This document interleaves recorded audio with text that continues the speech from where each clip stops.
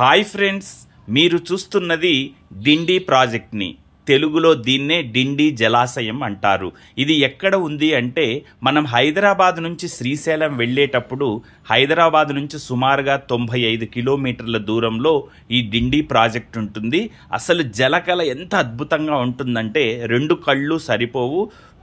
కనుచూపు మేర ఎంతవరకు వెళ్తుందో అంతవరకు చక్కగా నీళ్లుంటాయండి ఈ జలాశయంలో. వర్షాకాలం అప్పుడైతే ఈ ప్రాజెక్టు పొంగి పొర్లుతూ ఉంటుంది.